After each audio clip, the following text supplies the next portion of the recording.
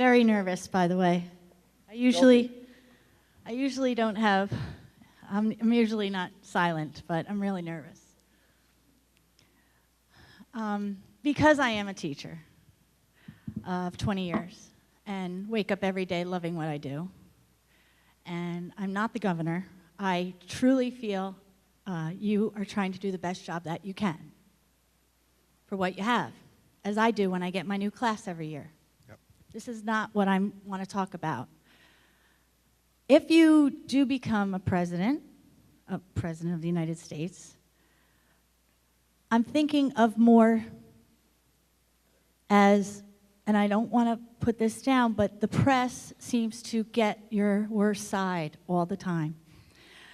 Shut up, sit down, idiot. And my kids at home and my kids at school say, why does the governor do that? Now, I could say, Jersey, we're Jersey. You know, I was born and bred in Jersey. That's not going to work in the United States. So really what I'm asking, to save... I'm sorry? Oh, I'm not talking about what's in the White House right now. I'm looking at today of what could happen, okay? We're looking forward. Thank you. I'm not putting anybody down. I've seen it all, and that's my question to you is how do you defend that? Because being in the public all the time and getting those negative comments all the time, I could explain to my own kids, well, they pushed his buttons. You know, I'm a mother. I know. I go off the deep end. But when you're a governor and of the highest office in New Jersey, and then you start screaming at people. Really? Oh, maybe not. I don't know. I'm just looking out. Maybe I'm just looking out for you, looking out for all of us. I want an explanation of what would be a good explanation. When I ask my class, what would make a great leader? They say smart. You're smart, passionate, feel what you want to do. You want change. And then they're like, be nice, you know, like be nice, and the hug baby, you know, all that hugging stuff. And I wrote it all down. There's responsible, respectful, tolerant of others' differences and accepting their differences. So that's my question. When they do that to you, and I know you have a lot of followers here, and that's wonderful. I'm a human. I'm following you because I'm human, and I really feel that you need to tone it down a little bit if you want to become president of the United States. That's all. Well, and maybe as a teacher, you don't know how I am as a teacher because you don't see me on the news, and I'm this nutty teacher. But I am getting evaluated, and I am highly effective, just so you know. Good. But no. But really, I would love to see more of this Christie that I saw today than I'm seeing listen.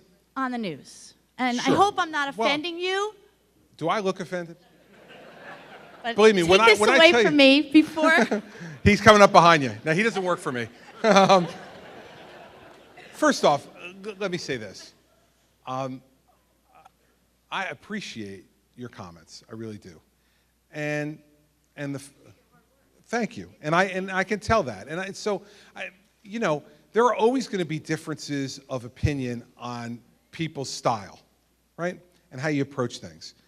One of the things that I'm sure your students probably said or meant to say in that list as well was honest. You know, and the fact is that for me, you know, everything that I've ever said in my public life is not something that I would necessarily say again. I think there's probably almost every person in this audience who has had interaction in their lives with other human beings would say there have been times when they wish they would have said something differently, right? Now, the difference, as you well pointed out, is that many of my interactions happen with 10, 12 TV cameras around. And what happens in a lot of people's lives, but not everybody's lives, is that there are some people who just believe that if you're a public figure, that they're allowed to be rude, that they can say or do anything to you, and because you're a public figure, you have to respond politely because that's the rules as they see it. I don't see it that way. See, and what I would say to your kids in your classroom, and I've said to other kids who, whether they're coming through tours in the State House and they'll ask me about things that are kind of like the topic you brought up, or gone to classrooms where that's happened, is that when I think that I've said something that's over the line, I'll apologize for that. I'm not out here to be perfect, and nobody is. But the one thing people never have to wonder about me is what I'm thinking, right?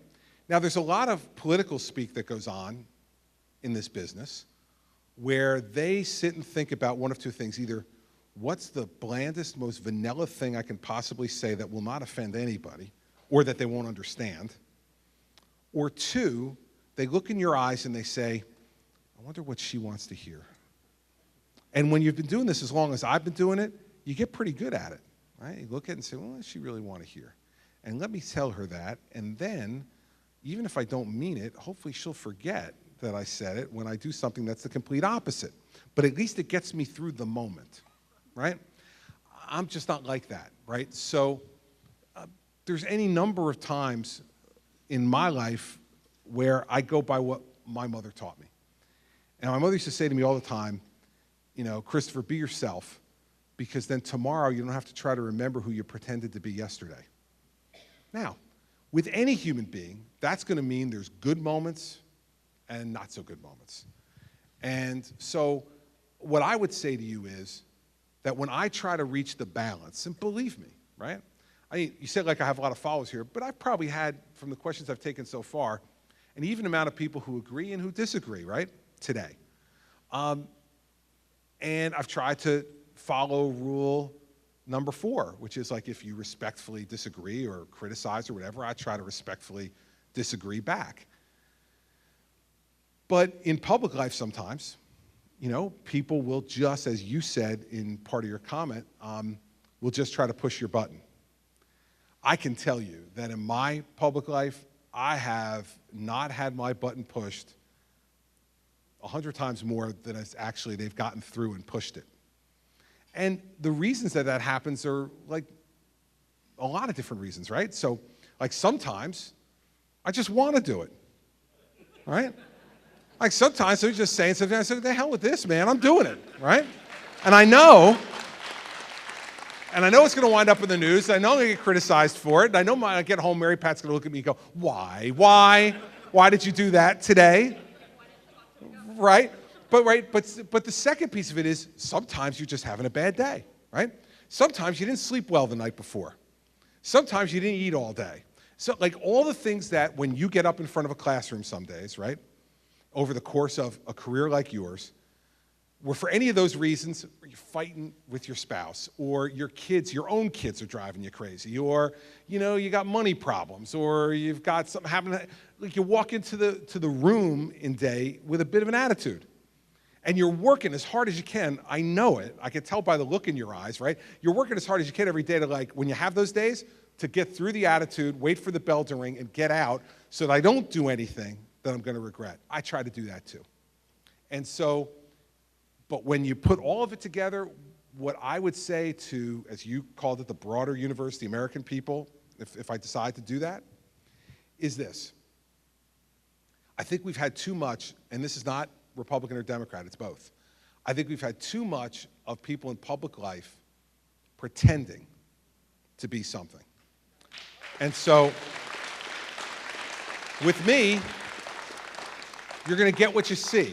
Some days, that's going to make you go like, nah, no, not today, Chris, thank you very much. And other days, you're going to say, you know what, I'm glad he said that, because it needed to be said, and it should have been said a long time ago. So I take very seriously your comments because, as somebody who's trying to get better every day, But what I will guarantee you is that I will never get to the point where I sound, and we'll close it talking about a teacher, I will never sound like Charlie Brown's teacher, all right? You remember Charlie Brown's teacher, right? And then you hear what I said. I will never sound that way. And so to the extent that people are looking for me to do that, to be kind of vanilla, plain, even like that, it's not going to be me.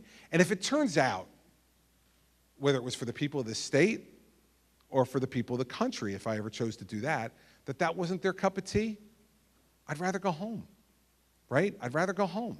Because, like my mom said, if you pretend to be somebody else, you got to try to remember who you pretended to be. That can get both tiring and ineffective. So I'm glad you brought it up, and I'm glad you said something. And if you go home tonight and they say, why did you stand up and say something to the governor? Tell them, you know what, you look at them and say, mind your own business, okay? Mind your own business. You stood up, and I'm glad you did. And I take your comments, which also I think have a bit of advice in them for me, and I take them to heart. No, and I take them to heart. And you know, sometimes, although I will say this about name calling, there are just some times when you look at somebody and there's just no other word left. I know. That's why I think maybe you should run for office, because you should just release yourself a little bit. It's really actually very good. It's a lot of fun. Thank you for your comments. I appreciate it.